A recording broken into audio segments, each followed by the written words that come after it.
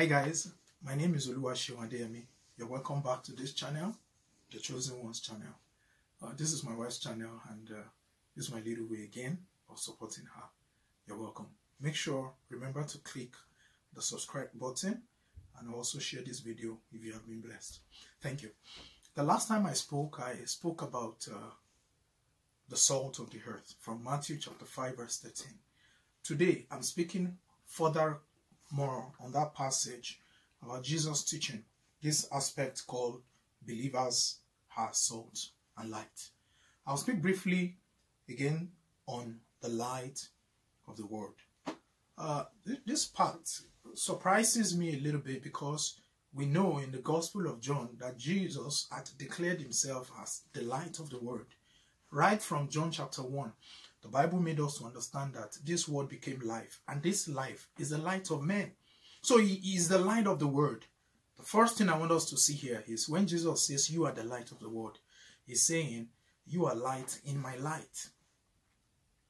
A passage in Psalm that I read a few weeks ago says, "In your light we have light." Another version says, "In your light we see light." It says, "You are the fountain of life, and in your light we see light." So we are not light of the world, except we have Jesus in our life, who is the real light.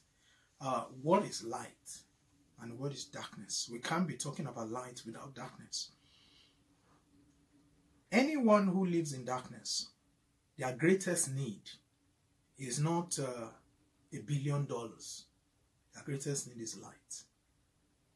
If you walk in the darkness, even though there may be opportunities around you, you'll never get to see them. There's just no way you will see them. That's to show the importance of light.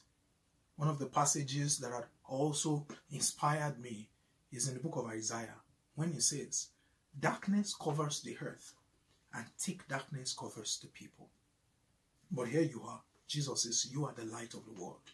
He's saying, in the midst of this darkness, I have selected you and I have chosen you as light in this world.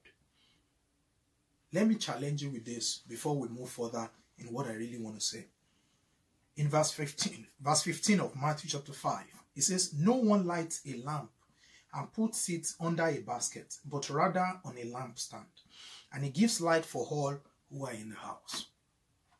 No one lights a lamp and put it under the bed. Let me use our modern word. But rather, you put it on a lampstand so that it can give light to everyone in the world. If Jesus is saying, "You are the light of the world," which means my Father in heaven, God, is the one that is putting that light on you. Now, if no one, remember that passage where it says, if earthly father know how to do something, how much more heavenly Father? So if earthly men know that if you light a lamp, you don't put it under the bed, how much more heavenly Father? So he says earthly men will not even put a light under the bed. They will put it on a pedestal. They will put it on something high so that it may give light to all men, to all in the house. You as the light of the world, God is putting you on a stand. Where you are right now is the stand God has made for you. It could be your job. It could be where you live. It could be the family you are born into.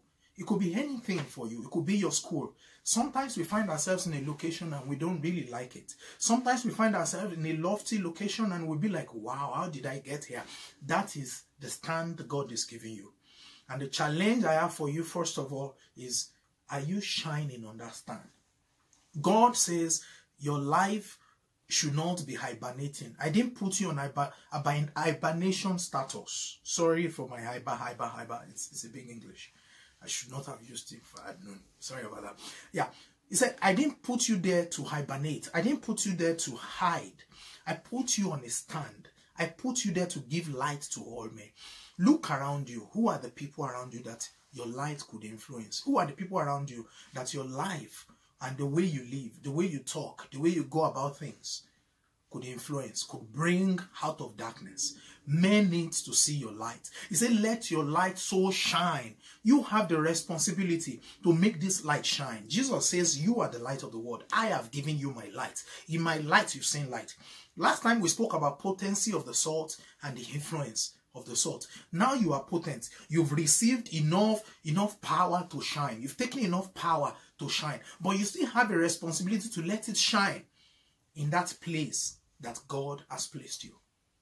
In that location that God has put you. In another way, what is light? Light brings clarity. When it is dark and then light comes, we can see clearly. Your communication has to be clear.